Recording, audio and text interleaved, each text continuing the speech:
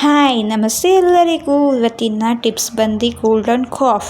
ಮಕ್ಕಳಿಗೆ ಸಾಮಾನ್ಯವಾಗಿ weather change ಆದಾಗ ಬರುತ್ತೆ. ಇದು ಮಾಡೋದು ವಿಧಾನ ನೋಡೋಣ ಬನ್ನಿ. ಮೊದಲಿಗೆ ಒಂದು ಥರ ಟಿಪ್ಸ್, ಇದು ಎರಡನೇ ಟಿಪ್ಸ್, ಇದು ಮೂರನೇ ಟಿಪ್ಸ್. ಫಸ್ಟು ಮೊದಲನೇ ಟಿಪ್ಸ್ ಮಾಡೋದು ಹೇಗೆ ಅಂತ ನೋಡೋಣ ಬನ್ನಿ. ಮೊದಲನೇ ಟಿಪ್ಸ್ ಮಾಡೋ ವಿಧಾನ ನೋಡೋಣ ಬನ್ನಿ. ಮೊದಲಿಗೆ 2 ದೊಡ್ಡ ಪತ್ರೆ ಎಲೆ, ನಾನೇನು ತೋರಿಸ್ತಿದ್ದೀನಲ್ಲ ಇದಕ್ಕೆ ದೊಡ್ಡ ಪತ್ರೆ ಅಂತಾರೆ. ಆಮೇಲೆ 5 ತುಳಸಿ ಎಲೆ, ನಾವು ಮನೆಯಲ್ಲೇ ಬೆಳ್ಕೊಂಡಿದ್ದೇವಲ್ಲ ಆ ತುಳಸಿ ಎಲೆ, 1 ಮೆಣಸು. ಇದನ್ನು ಒಂದು ಕಲ್ಲು ತೊಗೊಂಡು ಚೆನ್ನಾಗಿ ಜಜ್ಕೊಂಡ್ರೆ ಅದು ಒಂಥರ ಪೇಸ್ಟ್ ಥರ ಆಗುತ್ತೆ.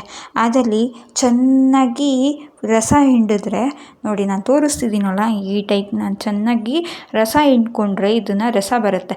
ಇದು ಜೇನುತುಪ್ಪ ಇಲ್ಲ ಅಂದರೆ ಬೆಲ್ಲದಲ್ಲಿ ಮಕ್ಕಳಿಗೆ ಕೊಡೋದ್ರಿಂದ ಶೀತ ಬೇಗ ಕಡಿಮೆ ಆಗುತ್ತೆ. ಬೆಳಗ್ಗೆ ಖಾಲಿ ಹೊಟ್ಟೆಯಲ್ಲಿ ಕೊಡೋದ್ರಿಂದ ಒಳ್ಳೆಯದು.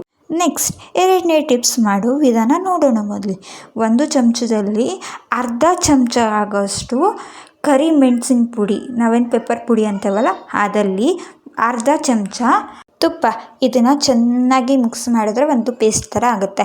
ಇದು ಬೆಳಗ್ಗೆ ಮಗು ಎದ್ದಿದ ತಕ್ಷಣ ಖಾಲಿ ಹೊಟ್ಟೆಯಲ್ಲಿ ಕೊಡೋದ್ರಿಂದ ಬೇಗ ಕಫ ಕರಗುತ್ತೆ.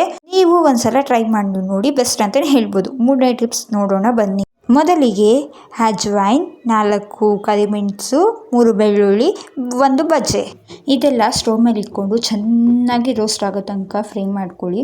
ಯಾಕಂದರೆ ಇದು ವಾಸನೆ ಬರಬೇಕು. ಚೆನ್ನಾಗಿ ವಾಸನೆ ಬಂದರೆ, ಫ್ಲೇವರ್ ಬಂದರೆ ಮಕ್ಕಳು ಉಸಿರಾಡೋಕ್ಕೆ ಚೆನ್ನಾಗಿರುತ್ತೆ. ಮಕ್ಕಳು ಮಲಗಿರಾಗ ಒಂದು ಮೂಲೆಯಲ್ಲಿ ಇದೆಲ್ಲ ಇಕ್ಕಿ ಸ್ಟವ್ ಆಫ್ ಮಾಡಿ ಇಕ್ಕಿದ್ರೆ ಆ ಹೊಗೆಗೆ ಚೆನ್ನಾಗಿ ಮಕ್ಕಳು ಉಸಿರಾಡ್ತಾರೆ. ಇದನ್ನು ಇಷ್ಟವಾದಲ್ಲಿ ಲೈಕ್, ಕಮೆಂಟ್ ಆ್ಯಂಡ್ ಶೇರ್ ಮಾಡೋದು ಮರಿ.